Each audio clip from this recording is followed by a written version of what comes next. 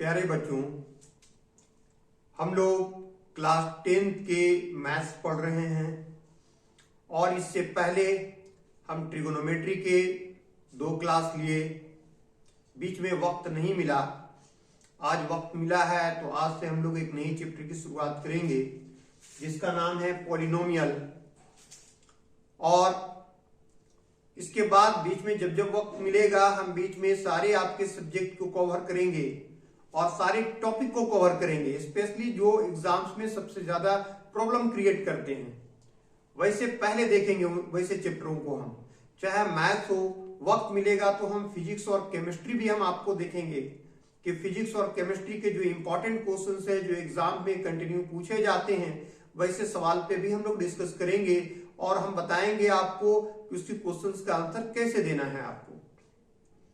तो ट्रिगोनोमेट्री बीच में हमने रोक दिए, फिर बाद में वक्त मिलेगा तो फिर हम ट्रिगोनोमेट्री पर भी आगे बात करेंगे और बताएंगे ट्रिगोनोमेट्री से रिलेटेड क्वेश्चंस को। आज हम लोग बात करेंगे पॉलिनोमियल, क्योंकि कुछ स्टूडेंट्स का लगातार रिक्वेस्ट था कि सर पॉलिनोमियल पे वीडियो बनाइए, पॉलिनोमियल पे आइए, तो हमने पॉलिनोमियल चैप्टर लेकर के आए हैं। तो देखो, सबसे पहले जानेंगे पॉलिनोमियल होता क्या है।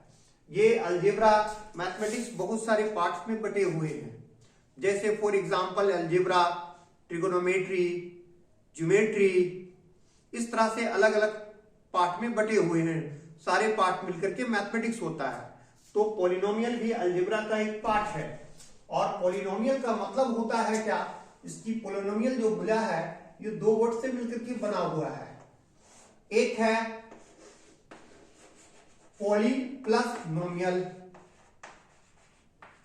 नोमियल, पॉली मीन्स होता है मेनी, पॉली मीन्स मेनी, इसका मतलब होता है मेनी। और नोमियल्स जो है ये टर्म्स को बताता है, टर्म्स। तो जिसके बहुत सारे टर्म्स होते हैं, वैसे टर्म्स जो प्लस माइनस से जुड़े होते हैं और बहुत सारे होते हैं वो पॉलिनोमियल कहलाते हैं। पॉलिनोमियल क्या है कि 2 या 2 से ज्यादा, एक भी रहेगा तो पॉलिनोमियल हो सकता है, 1 हो, 2 हो या 2 से ज्यादा हो, और सारे टर्म्स प्लस या माइनस के साथ जुड़े हुए हों। All the terms are combined either plus और माइनस, प्लस या माइनस के साथ जुड़े हुए हों, तो वैसे टर्म्स को, वैसे हम लोग जो मेनी टर्म्स होता है उसे हम लोग पॉलिनोमियल कहते हैं। समझ में आ गया? जैसे for example 3x square 7x2, अगर ये सबको ऐड कर दो तब भी एक पॉलिनोमियल है। या लिख सकते हो 8x square minus 3x plus 9, ये भी एक पॉलिनोमियल है, क्योंकि ये 3 टर्म्स है यहां 1 2 3 और इन सब के साथ प्लस माइनस या प्लस के साथ जुड़ा हुआ है। तो ऐसे टर्म्स को जो प्लस माइनस के साथ जुड़े हुए हों उसे हम लोग पॉलिनोमियल कहते हैं। अब देखो, पॉलिनोमियल तो कहते हैं, इसे तो समझ में आ गया आपको, लेकिन टर्म्स किसे कहते हैं, अब टर्म्स के बारे में जानना होगा। तो टर्म्स को भी फर्दर आप करोगे तो टर्म्स में भी 2 चीजें हैं। टर्म्स में भी एक पार्ट तो होता है रियल नंबर, रियल नंबर, और दूसरा पार्ट होता है वेरिएबल, वेरिएबल। तो एक तरफ होगा रियल नंबर और दूसरे तरफ होगा वेरिएबल। ये 2 पार्ट मिलकर के बनता है टर्म्स। मेरी बात समझ में आ रहा है? रियल नंबर और वेरिएबल पार्ट, 2 पार्ट मिल करके दोनों का जो प्रोडक्ट होता है वो टर्म्स कहलाता है। फॉर एग्जांपल, अगर 5 एक रियल नंबर है और y स्क्वायर एक वेरिएबल है, इन दोनों का जो प्रोडक्ट है 5y स्क्वायर, ये एक टर्म्स है। क्लियर है? इतना बात समझ में आ गया? ये टर्म्स क्या होता है। तो यहां हम लोग को बात करनी है अभी क्या क्या चीजों की। अब इसमें पॉलिनोमियल में थोड़ा सा बेसिक चीजों को आप समझे अच्छा से, तब आगे का चैप्टर कि क्वेश्चंस बनाने में मजा आएगा, और कॉन्सेप्ट एक बार अगर क्लियर हो गया तो चैप्टर बनाने में मेरी भूमिका भी नहीं रहेगी, मेरी रोल बहुत ज्यादा नहीं होगा, आप आसानी से बना लोगे 100%। सारे के सारे क्वेश्चंस आप इजी वे पे बना लोगे। ठीक है, देखो वेरिएबल कहते किसको है, वेरिएबल कहते किसको, उसको जानो।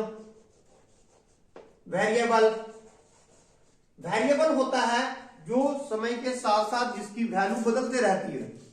फॉर एग्जाम्पल, कभी हम मानते थे x, तो x का वैल्यू आप देखोगे कभी 5 निकलता है, कभी 20 निकलता है, कभी 100, कभी 5000, कभी 1/2। तो इसकी मान, इसकी वैल्यूज हमेशा बदलते रहती है। उसी तरह y, इसकी भी बदलते रहता है। एक फिक्स नहीं है कि y के वैल्यूज ऑलवेज 50 होगा, या y का वैल्यूज ऑलवेज 100 होगा, या y का वैल्यू 10 होगा, ये बदलते रहता है। z का भी वैल्यू बदलेगा, k का भी वैल्यू बदलेगा, p का भी वैल्यू बदलेगा, a का भी वैल्यू बदलेगा। तो जो वैल्यू बदलते रहता है, कंटिन्यू चेंज होते रहता है, वैसे नंबर्स को या वैसे लेटर्स को हम लोग क्या कहते हैं, वेरिएबल कहते हैं। और जिसका नहीं बदलता है वो नॉन वेरिएबल है। ठीक है, तो ये बदल रहा है, वेरिएबल है इसकी वैल्यूज। तो वेरिएबल में क्या हो सकता है, X, Y, Z, P, Q, R, M, N, जो भी लिखना चाहते हो लिख दो। ठीक है, तो यहां तो समझ में आ गया वेरिएबल। और वेरिएबल के ऊपर में यहां जो देख रहे हो ये वाला पार्ट, ये कहलाता है डिग्री। ये क्या कहलाता है, ये जो पावर है ये दरअसल डिग्री कहलाता है। डिग्री, पावर को क्या कहते हैं, डिग्री कहते हैं। जो पावर है इसी को डिग्री कहेंगे हम लोग। तो अब देखेंगे कि जो पॉलिनोमियल होते हैं उसमें कितने डिग्री की पॉलिनोमियल्स होंगे।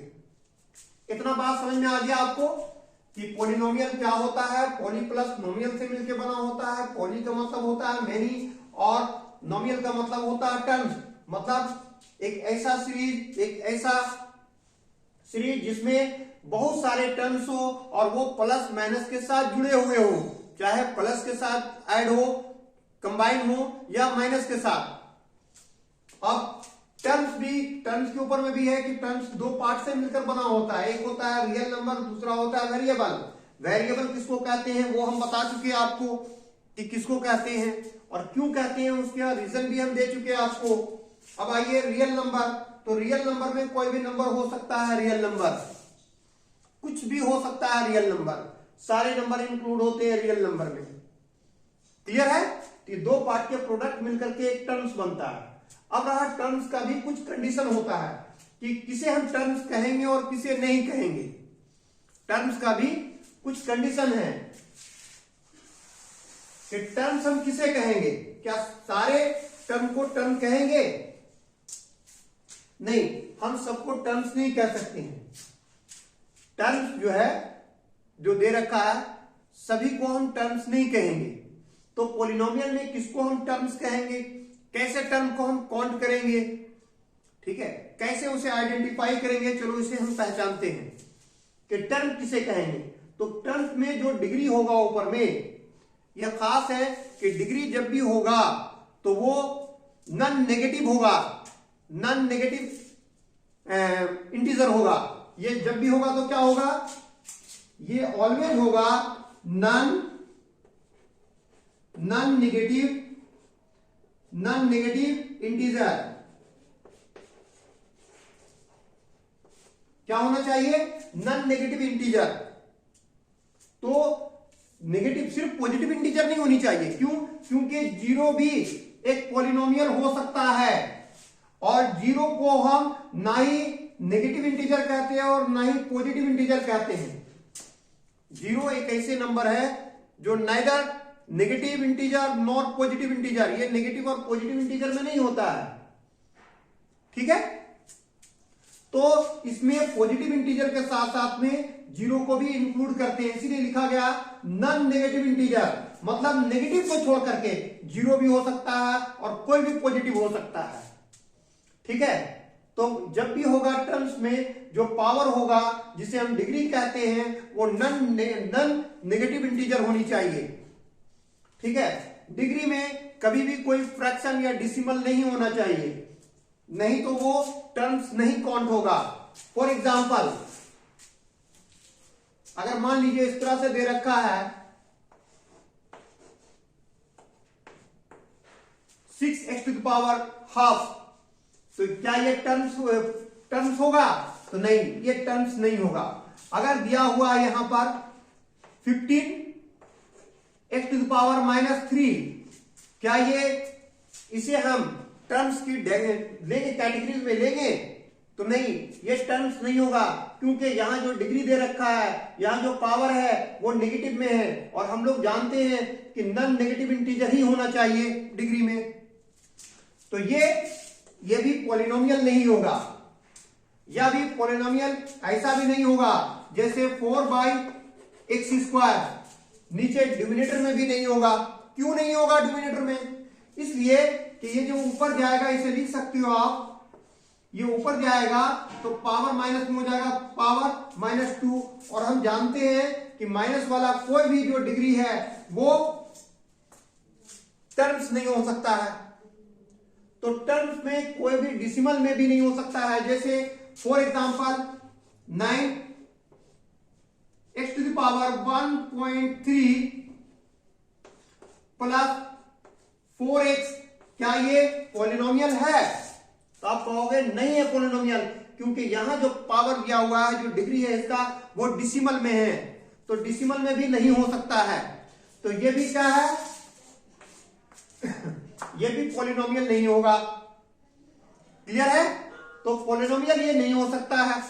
तो पॉलिनोमियल का कुछ अपनी कंडीशन है, वो टर्म्स का अगर फुलफिल कर रहा है कंडीशन, तब तो हम उसे टर्म्स बोलेंगे। और टर्म्स जो बहुत सारे होंगे, प्लस माइनस के साथ ऐड होंगे, वैसे टर्म्स को ही हम लोग पॉलिनोमियल कहते हैं। क्लियर है? किसे कहेंगे? अब चलो आगे।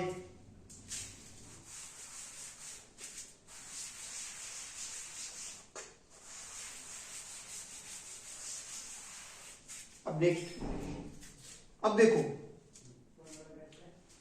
यहां पर अगर दे रखा है, जैसे सपोज दैट 3y⁻³ या 6x² +2, या दे रखेगा सिर्फ 17, या दिया हुआ है 12x³ -5x² +6। तो इनमें देखो क्या ये पॉलिनोमियल्स है? तो आप देखोगे टर्म्स वो है कि नहीं, टर्म्स के जो कंडीशन है वो फुलफिल हो रहा है या नहीं।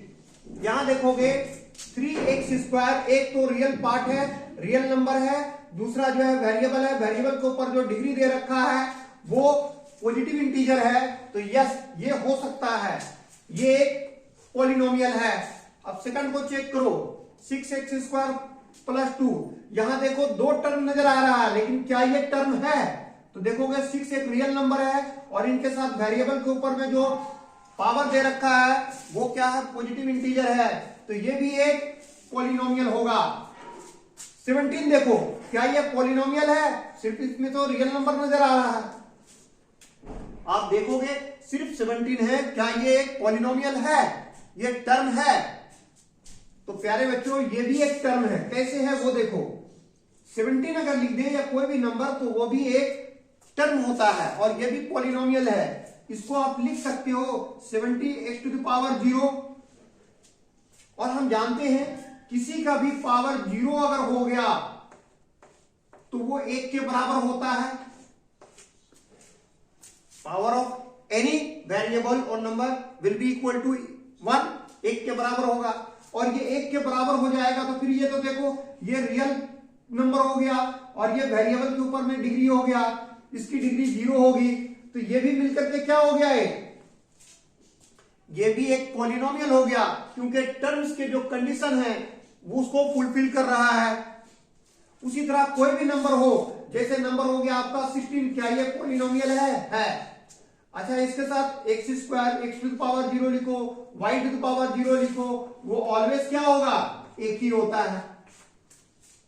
ठीक है, चलो लास्ट को देखते हैं। 12x³ माइनस 5x² प्लस 6, क्या ये एक पॉलिनोमियल है? तो हम लोग चेक करेंगे कि ये टर्म है कि नहीं। तो यहां देख रहे हैं एक रियल नंबर है, ये दिया हुआ है वेरिएबल के ऊपर में पावर 3 एक पॉजिटिव इंटीजर है, ये भी देखो, और ये तीनों जो देख रहे हैं तीनों ये कंडीशन को फुलफिल करता है और प्लस माइनस के साथ ऐड है, यस, तो यस ये भी एक पॉलिनोमियल है। क्लियर है? तो पॉलिनोमियल कैसे होगा आप पहचान सकते हो, पॉलिनोमियल क्या है। अगर इसी तरह से क्वेश्चन कुछ ऐसा दे दे,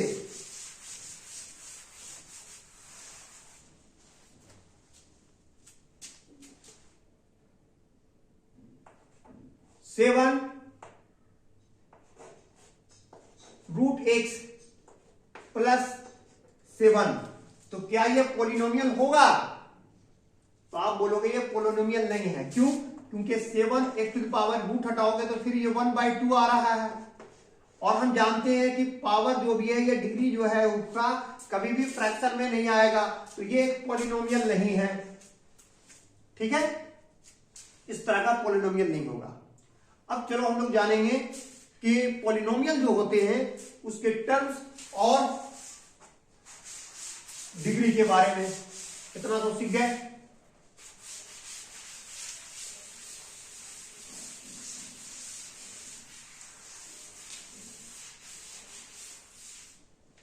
देखो टर्म्स कैसे होता है, अगर ये इस तरह से दे रखा है जैसे 2x², या दे रखिएगा 6x³ प्लस 2x² माइनस 9, या दे देगा 18x⁴ plus 6x³ minus 5x² minus 2। तो यहां देखो आपको पता करना है कि कितनी टर्म्स है, टर्म कितना है, ये तो चेक करोगे कि क्या ये पॉलिनोमियल है या नहीं है। तो देख रहे हो कि हाँ ये तो पॉलिनोमियल है। अब इसमें टर्म्स कितने हैं, तो इसमें देखो टर्म्स कितना है, इसमें एक टर्म्स है। इसमें कितना टर्म्स है, ये सिर्फ वन टर्म है। इसमें नंबर ऑफ टर्म्स कौन करोगे, उससे पहले पॉलिनोमियल देख रहे हैं, तो यस पॉलिनोमियल तो है, पॉलिनोमियल के सारे कंडीशन को फुलफिल कर रहे हैं। तो टर्म्स कितना होगा, 1 2 3, इसको बोलोगे कि इसमें 3 टर्म्स है, 3 टर्म्स इसमें। तो ये सारे तो पॉलिनोमियल है, नंबर ऑफ टर्म्स काउंट करो तो कितना हो जाएगा, 1 2 3 4। तो इसमें टोटल कितना हो गया, 4 टर्म्स, 4 टर्म्स है इसमें। तो टर्म्स आपको समझ में आ गया कि प्लस माइनस के बीच में जितने टर्म्स होते हैं उसको काउंट कर दो, वही हो गया उसका नंबर ऑफ टर्म्स। ठीक है, चलो अब आगे हम लोग जानते हैं पॉलिनोमियल के बारे में। और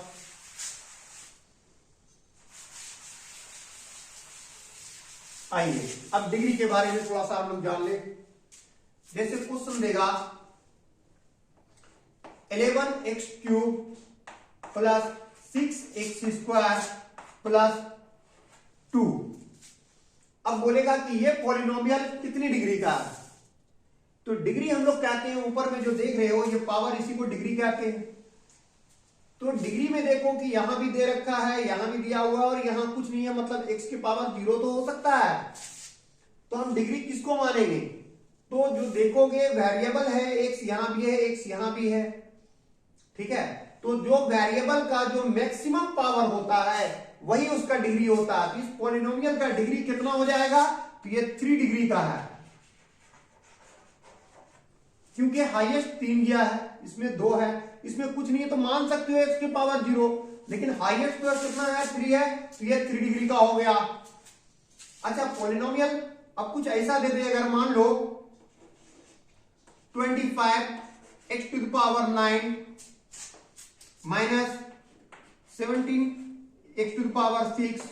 plus 8x³ minus 3x² plus x minus 2, इतना लंबा पॉलिनोमियल दे दे।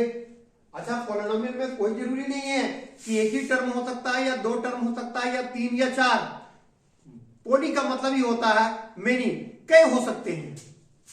अब इसमें देखना है कि आपको इसकी डिग्री बताइए, तो इसकी डिग्री देखोगे कि हाईएस्ट कहां है, तो आप देख रहे हो हाईएस्ट इसमें कुछ नहीं है, तो मतलब पावर 1 है, इसका तो 0 होगा, ये 2 3 6 9, तो सबसे ज्यादा 9 है, तो इसकी डिग्री हो जाएगी 9। तो समझ गए कि जो हाईएस्ट पावर होगा उसकी डिग्री को ही हम लोग बोलेंगे उस पॉलिनोमियल की डिग्री।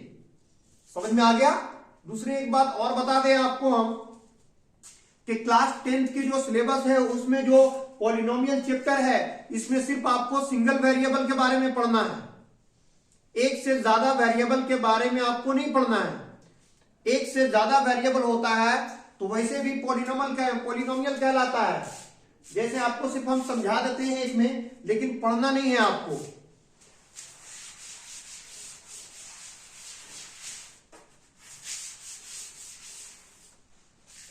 जैसे क्वेश्चन दे रखा है 3xy² + 9, क्या ये पॉलिनोमियल है? तो कहोगे यस ये पॉलिनोमियल है, लेकिन दो वेरिएबल के साथ। यहां पर x भी एक वेरिएबल है और y भी एक वेरिएबल है। देयर आर 2 वेरिएबल्स, तो दो वेरिएबल्स है और ये दो वेरिएबल्स वाला पॉलिनोमियल हो सकता है, 2 हो 3 हो सब हो सकता है। यह इस तरह से दे देगा आपको 8xyz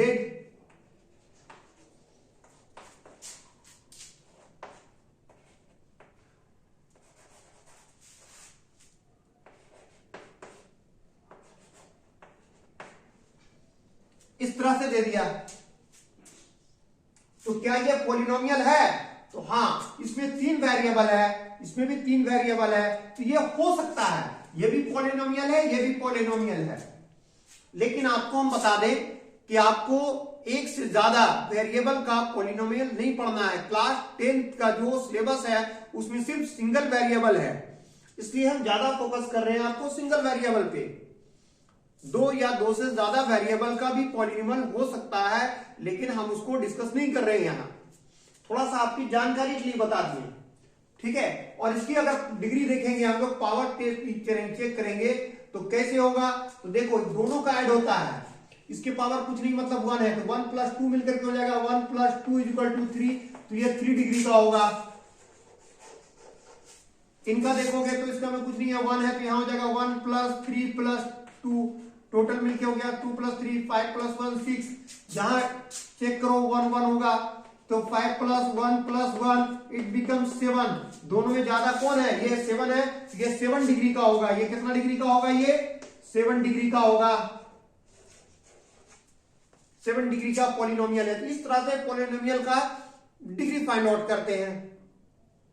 लेकिन आपको हम फिर बता रहे हैं कि 2 या 2 से ज्यादा आपको नहीं पढ़ना है। आपके जो सिलेबस में है वो कितना है? सिर्फ सिंगल वेरिएबल है, तो सिंगल वेरिएबल को पर ही आप फोकस करें। चलिए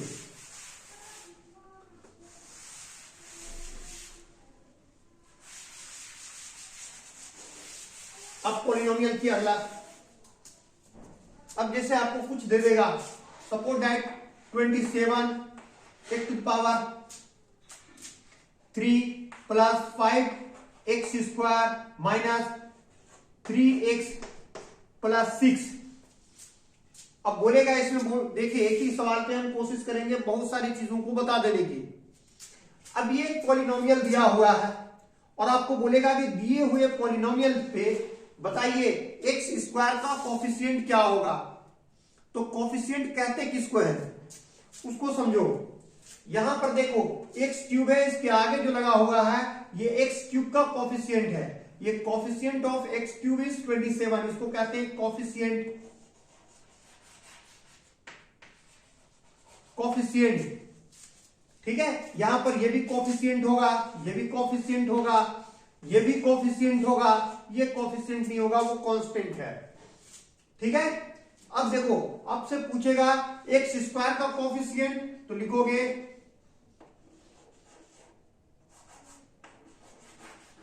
कोफिशिएंट ऑफ x², तो x² का कोफिशिएंट कितना है? तो लिखोगे 5। अगर पूछे coefficient of x³ x cube का कोफिशिएंट कितना है, तो लिखोगे 27। अगर बोलेगा कोफिशिएंट ऑफ एक्स कितना है, तो प्लस या माइनस साइन के साथ होता है, यहां बोलोगे -3, खाली 3 मत बोलना। तो एक्स का पूछता है तो एक्स वाला कोफिशिएंट देखेंगे, इसको क्या कहते हैं समझ में आ गया, कोफिशिएंट कहते हैं। अगर एक्स क्यूब का कोफिशिएंट बोलेगा तो हम एक्स क्यूब का देखेंगे। अब ऐसा सवाल नहीं है आपसे कि दिया हुआ होगा एक्स क्यूब में और पूछेगा एक्स टू द पावर 4 का कोफिशिएंट बताओ, एक्स टू द पावर 5 का कोफिशिएंट बताओ, ठीक है। जो दिया रहेगा पॉलिनोमियल उसी में बोलेगा कि आप इसकी कोफिशिएंट बताओ। तो क्लियर है, समझ में आ गया। तो आज हम लोग पॉलिनोमियल के ऊपर में बेसिक चीजों को जाने। उम्मीद है कि इतनी बात आप समझ गए होंगे और क्लास अच्छा लगा होगा। अगर क्लास अच्छा लगे तो अपने साथियों को शेयर करें ताकि वो भी इस तरह के वीडियो से बेनिफिट उठा सके, और वीडियो को लाइक करना ना भूले अगर वीडियो अच्छे लग रहे हैं। और अगर किसी तरह की कोई दिक्कत हो तो कमेंट के जरिए मुझसे कांटेक्ट कर सकते हैं, ठीक है। चलिए, थैंक यू।